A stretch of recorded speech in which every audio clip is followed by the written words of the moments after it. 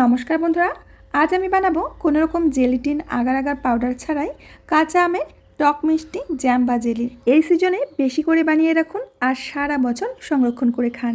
বাজার থেকে কিছুই আনতে হবে না, শুধু কাঁচা আম, চিনি বা মিশ্রি হলেই চলবে। আমি আপনাদের যেভাবে জেলিটা বানানো দেখাবো ঠিক এইভাবে বানাবেন, দেখবেন যে জেলি খেতে কত টেস্টি হয় আর সারা বছর রাখার পরেও নষ্ট হবে না। বাচ্চারা তো চেয়ে চেয়ে খেয়ে নেবে, আপনি সারা বছর রাখতে চাইলেও রাখতে পারবেন না। বন্ধুরা, আশা করছি আজকের রেসিপিটাও আপনাদের অনেক ভালো লাগবে। ভালো লাগলে অবশ্যই কিন্তু লাইক কমেন্ট শেয়ার করবেন। তো সবার প্রথমে আমি 3টি কাঁচা আম নিয়েছি।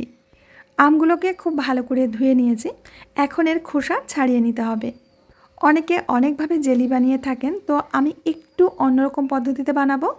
বাজারের তুলনায় 200% গুণ বেশি ভালো হবে খেতে।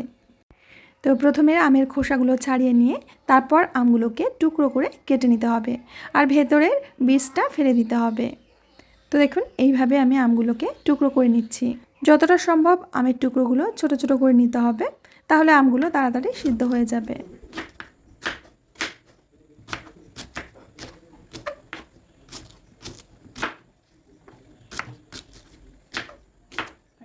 এখন একটা স্টিলের কড়ার মধ্যে আমগুলো দিয়ে দেব। কখনো কিন্তু অ্যালুমিনিয়াম বা আয়রনের কড়াইতে এটা তৈরি করবেন না। বড় সাইজের 3টে আমের জন্য এখানে আমি প্রায় 1 লিটার মতো জল দিয়ে দিচ্ছি। এবার ঢাকা চাপা দিয়ে আমগুলোকে সিদ্ধ করে নেব। আমগুলো যতক্ষণ না একদম গলে যাচ্ছে ততক্ষণ কিন্তু সিদ্ধ করতে হবে। তো আপনাদের আমি দেখিয়ে দিচ্ছি, আমগুলো কিন্তু একেবারেই সিদ্ধ হয়ে নরম হয়ে গেছে। দেখুন, আর জলটা কিন্তু এখনও অনেকটাই পাতলা রয়েছে। এখন এই হাতার সাহায্যে আমগুলোকে ঠিক এইভাবে একটু নাড়াচাড়া করে নিতে হবে, যাতে সিদ্ধ আমের আশপাশটা ভেঙে জলটা ঘন হয়ে যায়। তো এখন আমি আপনাদের দেখিয়ে দিচ্ছি, জলটা কিন্তু আগের তুলনায় অনেকটাই ঘন হয়ে গেছে। এবার একটি পাত্রের উপরে ছাঁকনি রেখে ছাঁকনির মধ্যে আমি সিদ্ধ আমগুলো দিয়ে দিচ্ছি। এর থেকে আমগুলোকে কিন্তু আলাদা করতে হবে। একদম মার্কেটের মতো পারফেক্টভাবে যদি ম্যাঙ্গো জেলি বানাতে চান তাহলে এই প্রসেসটা অবশ্যই ফলো করবেন। আমগুলোকে রেখে দেবো। এটা দিয়ে আমরা চাটনি বানিয়ে খেতে পারি বা আম সদ্য বানিয়ে ফেলতে পারি।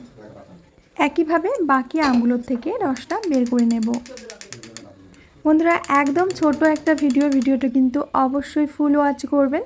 আর রেসিপি দেখে ভালো লাগলে অবশ্যই লাইক কমেন্ট শেয়ার করবেন কিন্তু। আর এই দেখুন, আমের রসটা কিন্তু খুব সুন্দরভাবে বেরিয়ে গেছে। আর এটা দিয়ে আপনারা ম্যাঙ্গো জুস বানিয়েও খেতে পারেন, খেতে দারুণ লাগবে। শুধু দিতে হবে চিনি আর লেবু পাতা। এখন পুনরায় আমরা সেই কড়াইয়ের মধ্যে রসটা দিয়ে দেব। যতটা পরিমাণে আমের রস নিয়েছি ঠিক ততটা পরিমাণে চিনি দিতে হবে। চিনির পরিবর্তে এখানে আপনারা মিশ্রিও দিতে পারেন। এবার হাই ফ্লেমে জাল করে আমরা জেলিটা তৈরি করে নেব। খুব ভালো করে প্রায় 10 মিনিট মতো জাল করতে হবে। এর মধ্যে আমি 2 টুকরো দারুচিনি দিয়ে দিলাম। এতে করে ফ্লেভারটা কিন্তু খুব সুন্দর আসবে। আর জেলি বানানোর সময় গ্যাসের ফ্লেমটা ফার্স্ট টু লাস্ট হাইতেই রাখবেন। ম্যাঙ্গো জেলিটা যাতে বাজারের মতো একদম অ্যাট্রাকটিভ হয়, এর জন্য আমি দিয়ে দেব ফুড কালার। মাত্র 2 ফোঁটা আমি এখানে ফুড কালার দিয়ে দিচ্ছি, গ্রিন ফুড কালার। বেশি আমি দিলাম না, মাত্র 2 ফোঁটা দিয়ে দিলাম। এতে করে যেটুকু হবে সেটুকুই যথেষ্ট। আর ফুড কালার না দিতে চাইলে দেবেন না, কোনো সমস্যা নেই। প্রায় 10 মিনিট মতো আমি জাল করেছি। আর তারপরে জেলিটা কিন্তু অনেকটাই ঘন হয়ে গেছে। একটু হাতের মধ্যে নিয়ে দেখে নেব এটা আঠালো হয়েছে কিনা। যদি আঠালো না হয় তাহলে বুঝবে আরও একটু জাল করতে হবে। তো এখন এর মধ্যে দিয়ে দেব ভিনেগার। 2 চামচ মতো ভিনেগার দিয়ে দিচ্ছি।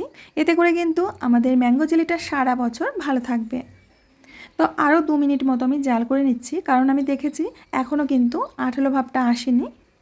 এবার আরও একটু চেক করে নেব। এবার কিন্তু এটা একটু আঠালো ভাব হয়েছে আর তার বাঁধা মতো হয়েছে, দেখুন। এখন আমরা এই জেলিটাকে গরম গরম অবস্থায় এই কাচের বয়মে ঢেলে নেব। গরম অবস্থাতেই ঢালতে হবে। যে পাত্রে ঢালবেন দেখবেন সেই পাত্রের আকার নিয়েছে জেলিটা। আর কাচের বয়মে ঢালার সাথে সাথে কিন্তু নাড়াচাড়া করবেন না, একইভাবে রেখে দিতে হবে। একটুও নাড়াচাড়া করবেন না, এইভাবেই রেখে দিন যতক্ষণ না ঠান্ডা হচ্ছে। জেলিটা সম্পূর্ণভাবে ঠান্ডা হয়ে গেছে আর জমে গেছে, আপনারা দেখে বুঝতে পারছেন পুরোপুরিভাবে কিন্তু জমে গিয়েছে, সেট হয়ে গেছে। এখন আমি আপনাদের দেখিয়ে দিচ্ছি জেলিটা কত সুন্দর জমেছে। এই দেখুন, একদমই কিন্তু পারফেক্ট মার্কেটের মতো তৈরি হয়েছে। আর বাড়িতেই যদি এইভাবে কাঁচা আমের জেলি বানিয়ে নেন তাহলে কিন্তু আর কখনোই মার্কেট থেকে কিনতে হবে না। আর বাড়ির খাঁটি জিনিসের যে স্বাদটা পাওয়া যায় বাজারের কেনা জিনিসে কিন্তু সেই স্বাদ পাওয়া যায় না। বাচ্চাদেরকে যদি একবার দেন দেখবেন যে আপনার বয়েম কখন ফাঁকা হয়ে গেছে আপনি টের পাবেন না। তো বন্ধুরা, আশা করছি প্রত্যেক দিনের মতো আজকের রেসিপিটা আপনাদের অনেক ভালো লাগছে। ভালো লাগলে অবশ্যই লাইক কমেন্ট শেয়ার করবেন। আমি আজ এখানেই বিদায় নেব, আবার আসবো নতুন রেসিপি নিয়ে। সবাই ভালো থাকবেন, সুস্থ থাকবেন।